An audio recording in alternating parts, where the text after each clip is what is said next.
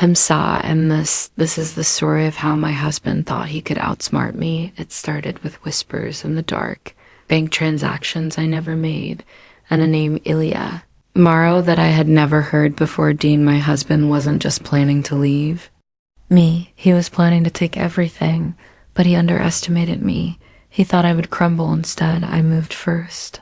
I protected what was mine, and 1 week later, his entire plan backfired. But what's worse wasn't just the betrayal, it was how long he had been planning it, how many lies he had told, and the lengths he was willing to go to destroy me.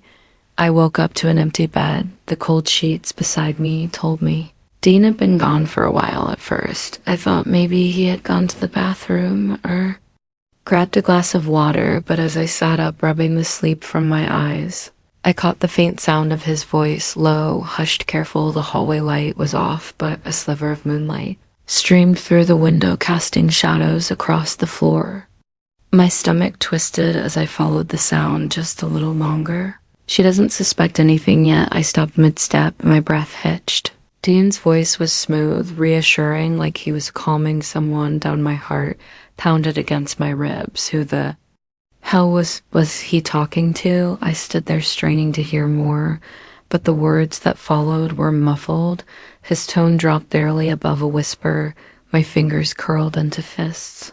This wasn't some late-night work call. Dean never whispered on work calls. How he never even cared if I overheard his conversations before my mind raced through possibilities, each one worse than Thelist after a few seconds. I heard his footsteps approaching. I barely had time to dart back to the bedroom before he rounded the corner. My pulse hammered as I slid under the covers, faking sleep. A moment later, I felt the bed dip. His weight shifted beside me, but I kept my breathing steady. A few minutes passed, and then he exhaled, slowly, relaxed, like nothing had happened. I turned over, blinking up at him.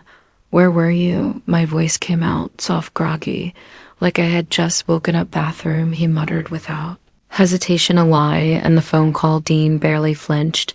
Just a client, had to smooth out some details for a case. I stared at him, watching for any sign of hesitation. He met my gaze, unreadable as always. Maybe I was overthinking, maybe it really was work, but that whisper, that sentence, "she doesn't suspect anything yet." I swallowed the lump in my throat and forced myself to roll over. My mind was screaming at me, but I ignored it. Not tonight. Not yet. The next morning I woke up before Declan. He was still fast asleep, his arm draped across the pillow where my head should have been. I slipped out of bed, grabbed my phone, and padded barefoot to the kitchen. I didn't usually check our bank accounts.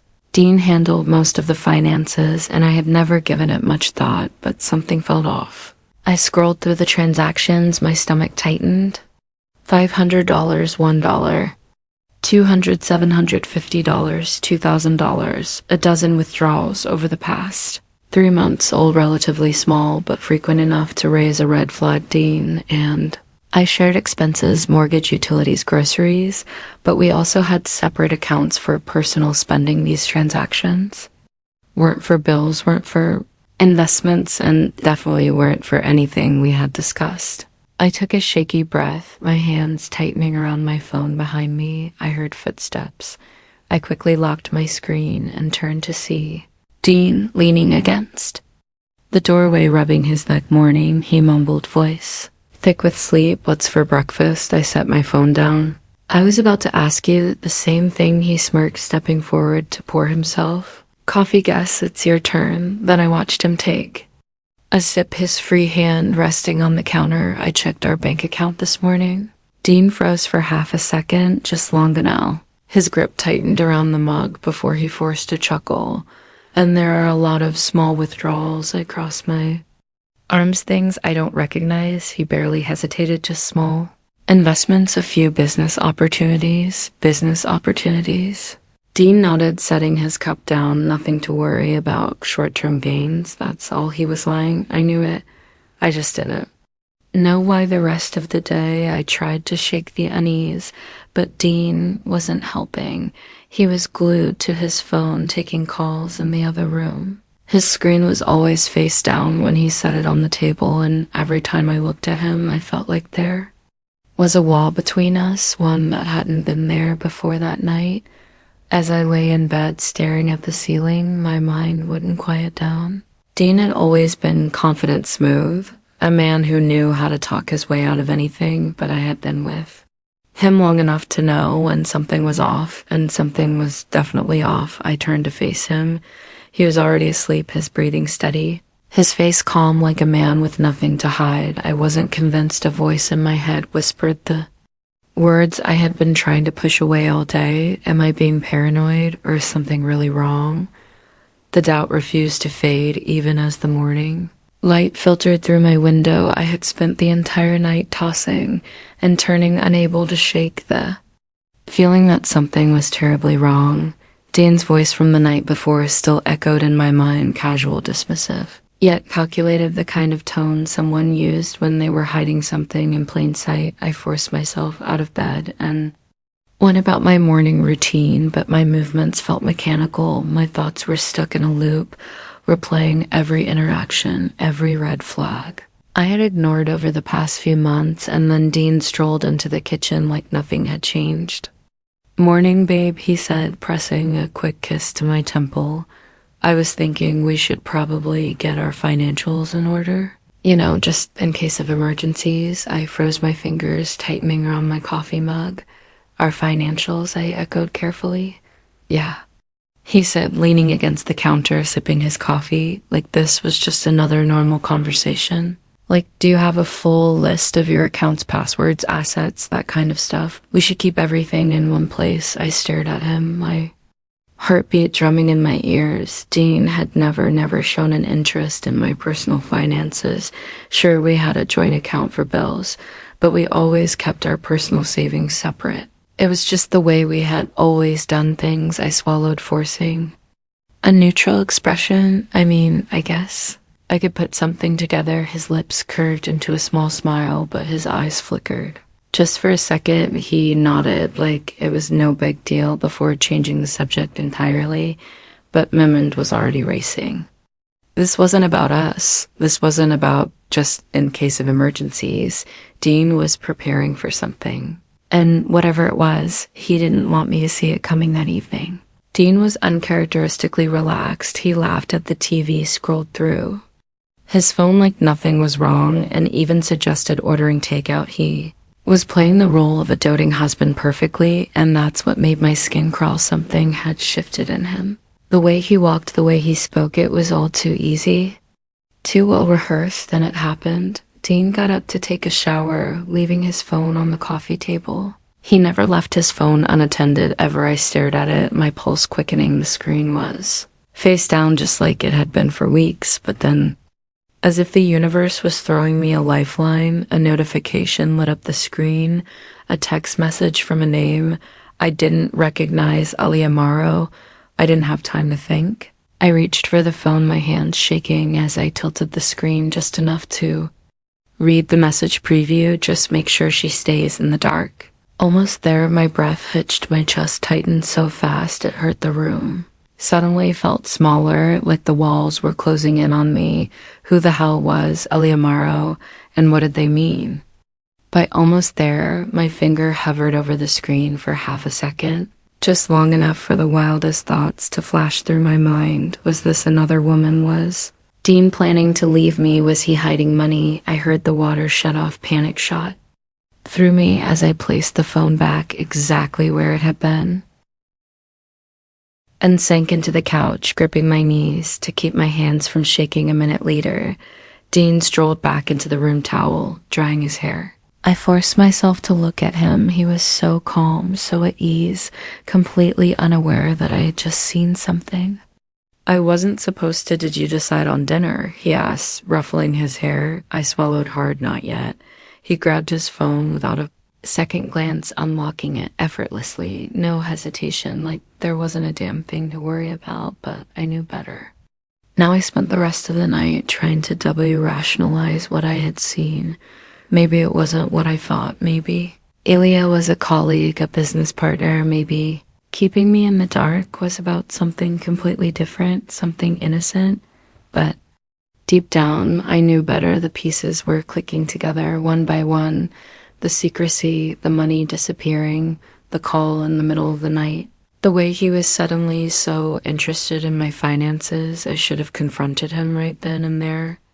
But if I was right, if Dean was really hiding something this big, then I needed proof, real proof, so instead I kept my mouth shut. I let him kiss me goodnight, let him slip under the covers like nothing was wrong, and then I lay there gripping my phone, whispering into the dark, who the hell is Ali Amaro? The next morning, the question still haunted me, gnawing at my every thought. I moved through my morning routine like a ghost going through the motions, but my mind was locked onto one thing. Ali Amaro, the name lingered in my brain like an unsolved puzzle, a piece that didn't fit but refused to be ignored. Dean sat across from me at breakfast, scrolling through his phone perfectly at ease. I wondered if he had any idea I had seen that message. If he did, he was a damn good actor. But then, as if sensing my suspicion, he looked up and smiled. Hey, babe, can you sign something real quick? I nearly choked on my coffee sign when I asked, keeping my voice light, just some financial updates. For tax purposes, he said, sliding a document across the table. His tone was casual, but his fingers drummed against the table in an uneven rhythm. I picked up the papers, my stomach tightening as I skimmed through the first page legal jargon.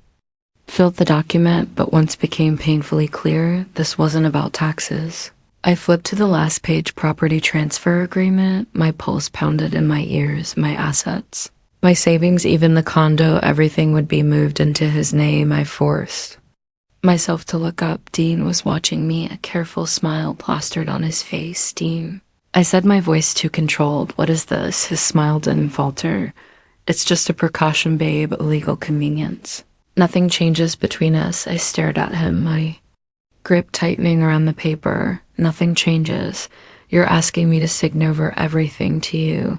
Not everything, he said, smoothly as if that made it better, just consolidating things for protection, in case something happens. My hands trembled. Slightly, not from fear, from rage. This wasn't paranoia anymore. This wasn't me reading into things. This was planned, and he had the audacity to sit across from me and act like it was nothing. I placed the document back on the table, slow and deliberate. Then I met his gaze. I'm not signing this. His smile twitched, his jaw clenched for a fraction off. A second before he let out a short laugh, sad. Don't be dramatic, it's just paperwork. I held my ground then. Why are you so eager for me to sign without reading it? His expression hardened. You really don't want to do this, saw. He leaned in slightly, his voice low and controlled, but there was something underneath it, a warning, a threat. I met his gaze, unflinching. Is that a threat? Dean didn't answer. Right away, instead, he leaned back in his chair, arms crossed, his expression morphing into something dangerously unreadable. The smirk he had worn moments ago faded, replaced with an unsettling calm. I just think you're making this harder than it needs to be, he said, his voice too smooth, too measured. I swallowed my anger, keeping my expression neutral. He still thought he was in control of that. I was just another move on his carefully planned out chessboard. I let the silence stretch, watching him. The way his fingers tapped idly against the table, the slight twitch in his jaw when I didn't respond. He was waiting for me to react, to get emotional, to panic, to break. I wouldn't give him the satisfaction, so I smiled just enough to make him shift. Uncomfortably, you know what, Dean, I said, lightly standing up and gathering the papers. You're right. I do need to think about this. His eyes narrowed slightly. He wasn't expecting that, but I had already turned away, walking to the kitchen and placing the documents neatly on the counter. I wasn't going to argue, not now, not yet, because now I was the one in control that night. Dean acted like nothing had happened. He moved through our home like we were still just another happy couple making himself a drink, watching the news, scrolling through his phone, like he didn't just try to con me into signing away everything I owned. But as I watched him, a realization settled in my chest, like a weight. This had never been about saving our marriage. He wasn't trying to fix things. He was setting up his exit, and he wanted to take everything with him when he left the next morning. I found him in the living room, sipping his coffee like He didn't have a single worry in the world, but when I sat across from him, he glanced up, immediately sensing that something had shifted. "We need to talk," he said, setting his cup down. I tilted my head. Oh, he exhaled, as if this was difficult for him, as if he was the one struggling. "I think we should separate there." He said it like a man delivering a well-rehearsed speech, every word perfectly measured. "It's not working anymore." He continued his tone. Even you have to see that I stared at him, unmoving. He wasn't asking for a divorce, he was telling me.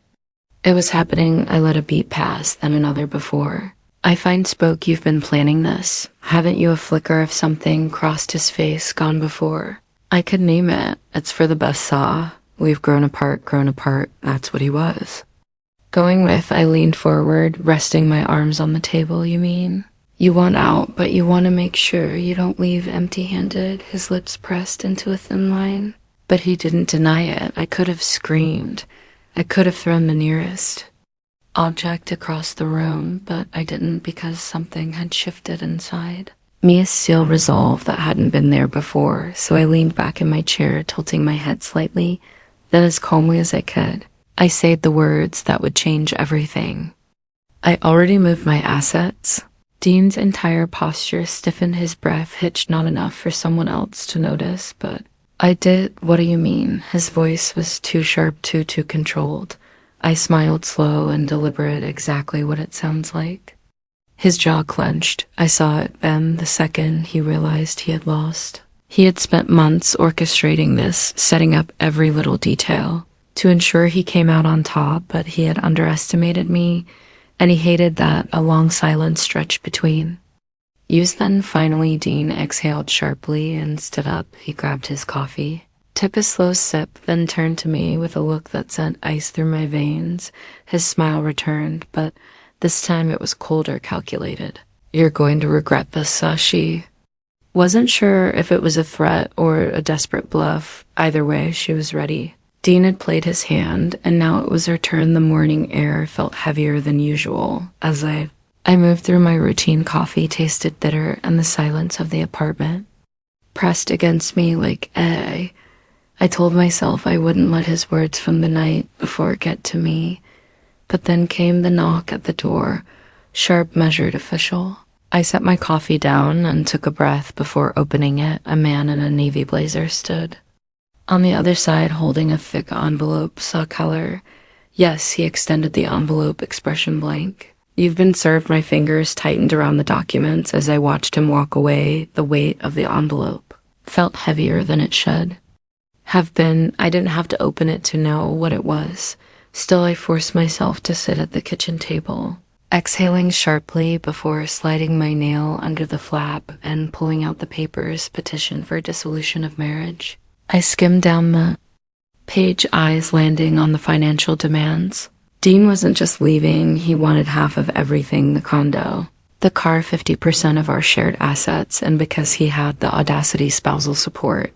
I let out a bitter laugh, shaking my head. Of course, he thought he could take everything. He had been planning this for months, probably longer. The man I married was cold, but this was calculated. The smell of polished wood and freshly printed documents filled the air. As I sat across from my attorney, she flipped through the papers, barely suppressing a smirk as she reached the financial breakdown. "Well," she said, tapping her nails against the desk, "Hugh's got nothing." I raised a brow, just like that. She glanced up, amused. "Just like that you moved everything into a trust before he filed. That means legally he has no access. He can fight for spousal support, but considering your income history compared to his, it's not happening." I let out a slow breath, my shoulders finally releasing the tension I had been holding on to since that knock on my door. For the first time in weeks, I felt truly in control. Dean had spent all this time thinking he was the one orchestrating the game. He had underestimated me that evening. I had just finished pouring myself a glass of wine when the front door slammed open. I didn't even flinch. Dean stood there, fury rolling off him in waves. His tie was loosened and his jaw was clenched so tight I swore I heard his teeth grind. "You think you're so smart, don't you?" His voice was sharp, venomous.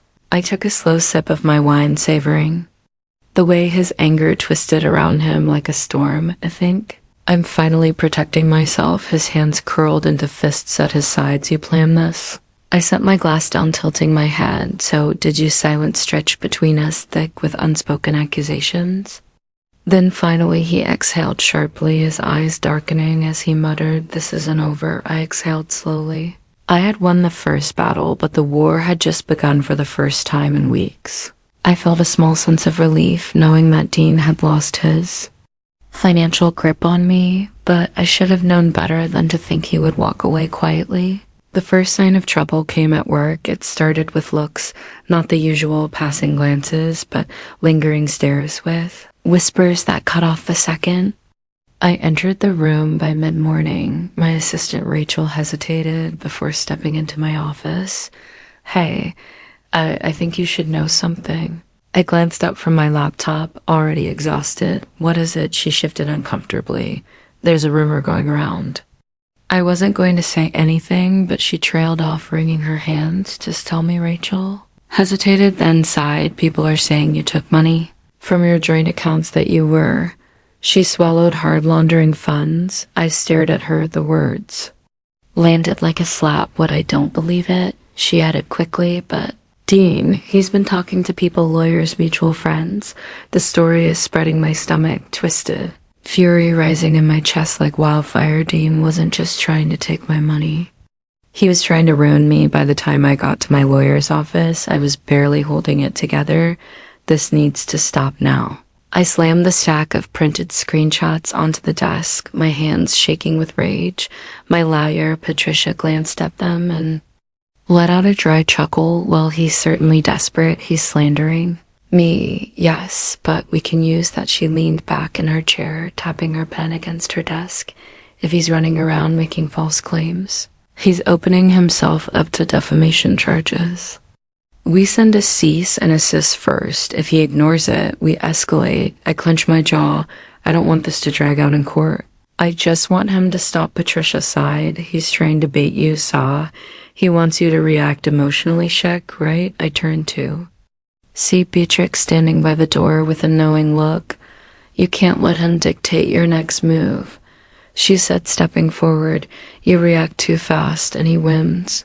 I swallowed my anger, nodding stiffly, but inside I was seething. Dean wanted a fight. He was about to get one. I found him at Laro, one of the city's most exclusive restaurants, laughing over drinks with two colleagues.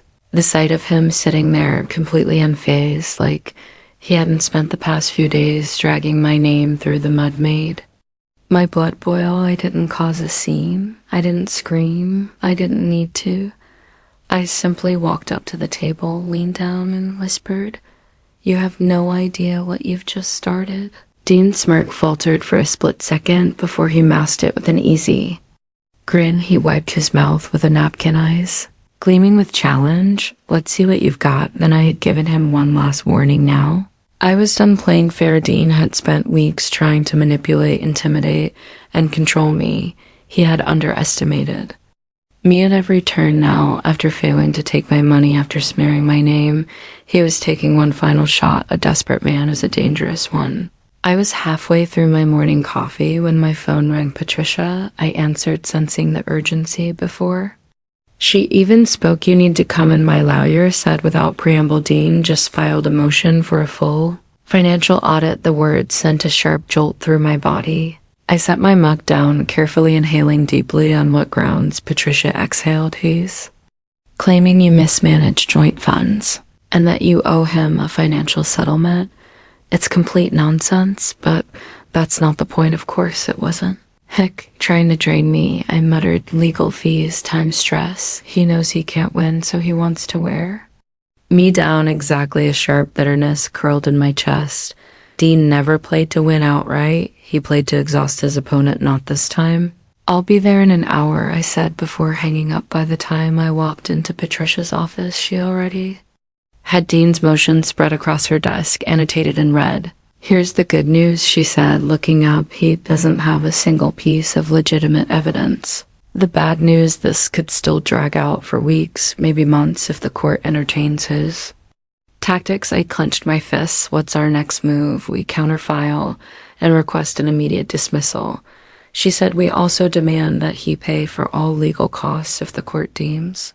This is stall tactic, I smirked. Let's do it 2 weeks later. I found myself sitting across from Dean in a courtroom. He was dressed sharp, his tie a little too tight. His smirk barely concealed. He thought this was his moment, his lawyer. Stood first, Your Honor. My client has reason to believe that Mrs. Keller improperly moved assets to avoid a fair divorce settlement. We are requesting a full forensic audit of all financial transfers made in the past 6 months. I didn't react. I didn't flinch. Patricia, calm as ever, adjusted her glasses and stood, Your Honor, all of my client financial moves were made before Mr. Keller even filed for divorce.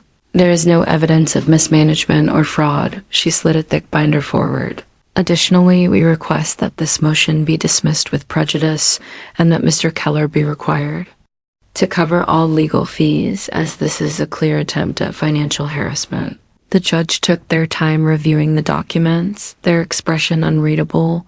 The room was tense silent. Dean was watching me, waiting for me to squirm. I didn't give him the satisfaction. Finally, the judge looked up. The court finds no grounds for a full financial audit. The motion is denied. Furthermore, due to lack of evidence, Mr. Keller will be responsible for all legal fees associated with this claim. A sharp clap of the gavel. Just like that, Dean had lost again outside the courtroom. Dean walked past me without a word, but as he passed, he muttered just loud enough for me to hear, "You think this is over? Just wait." I had won this round, but I knew Dean still had one last move left. Men like him don't walk away quietly. They don't accept defeat. They regroup, rest, strategize, and come back with something even worse. And Dean, he had been plotting this too long to let it end here. I didn't have to wait long to find out what his final move was. The call came the next morning. We have a problem," Patricia said. I gripped the phone tighter. What now? There was a pause, then the sound of paper shuffling. Dean and Ilya have filed a formal complaint. They're accusing you of financial fraud. According to their evidence, you've been falsifying financial records for months. I felt the air leave my lungs. If this accusation stuck, I wouldn't just lose money. I could be facing actual legal consequences. They submitted documents. Patricia continued, her voice tight. If the court takes this seriously, you'll be forced into a criminal investigation. The world tilted slightly. I pressed my fingers against my temple, willing myself to stay calm. And the documents, are they real? A scoff on the other end. Absolutely not. But they're good. Someone doctored them. Well, of course, Ilya, the invisible hand guiding Dean's every move. But Patricia added, I had Beatrice take a look at them before calling you, and she found something. A flicker of hope. What she recognized, the timestamps on the financial transfers. Someone forged them. But they didn't realize one key detail. Those accounts didn't even exist when those transactions supposedly took place. I let out a sharp exhale. That was it. That was the mistake that would ruin them. My fear burned away, replaced by something sharper. Dean wanted a war fine. I was about to end it by the time I arrived at Patricia's office. I had made a decision. I wasn't just going to defend myself. I was going to bury them. I want to go on the offensive, I said, placing my palms flat on her desk, not just to clear my name. I want to take them down. Beatrice studied me for a moment, then nodded. Good. Because we have enough to do it, she motioned to a folder. We contacted a forensic financial analyst. They confirmed what?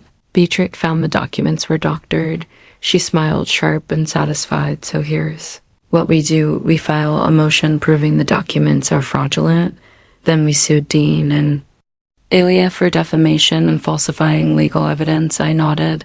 And I want full damages. Patricia leaned back, clearly pleased. I thought you might say that 2 weeks later, I faced Dean in court for what would be the last time. I watched him closely as Patricia laid out our case. She spoke with precision, her voice carrying across the room. These documents submitted as evidence against my client were fabricated. We have irrefutable proof that the financial transactions listed never happened. The forensic analyst took the stand, detailing every fault. Timestamp every manipulated number. Dean's lawyers squirmed. They knew they were losing. Then came the final blow. Patricia placed a new folder on the judge's desk. Your Honor, in light of these fraudulent accusations, my client is countersuing Mr. Keller and his associate Elam Murrow for defamation and the submission of falsified legal evidence that the silence in the courtroom was deafening. Dean's lawyer turned to him, whispering something. Urgent Dean's jaw was locked, his face pale. Finally, his lawyer stood and cleared his throat. Your Honor, my client wishes to withdraw his claims, of course. He did. He had no choice. The judge nodded, motion dismissed. Furthermore, Mr. Keller will be responsible for all legal costs. Dean had lost completely as we exited the courthouse. Dean walked past me without a word. I didn't stop him. I didn't need to. I let him take a few steps before I whispered just loud enough for him to hear we done here. For the first time in months, I felt something I had almost forgotten. Peace no more. Court hearings, no more threats, no more waking up in the middle of the night dreading what Dean would do next. I had won. It didn't feel like some grand victory, not in the way I had imagined. There were no fireworks, no dramatic final words, just silence, the kind that comes after a storm. When the sky is still heavy, but the thunder is gone, and for the first time that silence didn't scare me. 2 days later, I met with Patricia for the last time. She slid a final stack of papers across her desk. It's done. Dean signed the settlement. I exhaled slowly, my fingers hovering over the documents before finally picking them up. I scanned through the details, even though I already knew the outcome. Dean got nothing, not a dime. His financial claims dismissed, his defamation case backfired, his reputation ruined. He had tried to destroy me. And in the end, he was the one left with nothing. Patricia leaned back in her chair, watching me. How do you feel? I let out a quiet laugh, more exhale than sound lighter. She smiled. Good, you deserve that. I nodded, slipping the documents into my bag. This was it, the final step. I stood, extending my hand. Thank you, Patricia, for everything. She shook it firmly. Go, enjoy your life. Sa, you've earned it. And for the first time in a long time, I believed her that evening. B and my mother insisted on a victory dinner. Margot greeted me with a warm hug as I stepped into her home, her eyes full of relief. It's over, she whispered. Yes, I murmured. Is Beatrix poured champagne, raising her glass with a mischievous grin to freedom and to never letting a man think he can outsmart you again. I clinked my glass against hers, laughing. Oh. Drink to that. We ate, we talked, we reminisced, and for the first time in months, I wasn't constantly looking over my shoulder. I wasn't waiting for the next hit. The war was over. Later that night, I stood on my balcony, gazing at the Chicago skyline. The city lights shimmered, stretching infinitely into the horizon. Everything felt different. I was no longer the woman who had ignored the warning signs, no longer the woman who had believed in the illusion of safety, of permanence. I had lost things. Trust time, the version of love I thought I had, that I had gained more strength. Clarity, control. My phone vibrated on the table beside me. I glanced at the screen. Unknown number. I didn't hesitate. Blocked. I turned back to my laptop, opening a blank document, a new chapter, a new story. My story. As I closed my laptop, I whispered, this is my story now. Before we wrap up, let me leave you with something to think about. Life has a way of testing us in the moments we least expect. Sometimes the people we trust the most are the ones who betray us the deepest. But here's what I've learned. Strength isn't about avoiding betrayal. It's about how you rise after it. When I stood at the edge of my marriage, I could have let it break me. I could have let fear and doubt consume me, but instead I chose to fight, not just for my finances, but for my dignity, my freedom, and my future. And if there's one thing I hope you take from this story, it's this: you're stronger than you think. If you've ever been blindsided by betrayal, if you've ever felt like the rug was pulled from under, you know this. You're not alone. Life may throw its worst at you, but it's in those moments that you discover who you truly are. And sometimes walking away from what no longer serves you is the greatest victory of all. Now, I want to hear from you. Have you ever faced a situation where you had to fight for yourself even when the odds were against. You share your thoughts in the comments I read every single one of them, and if this story resonated with you, drop a 1 in the comments or tell me where you're watching from. And of course, if you want to hear more stories like this, make sure to subscribe to the channel and hit that notification bell. There's so much more to come. Until next time, stay strong, stay smart, and never let anyone take away your power.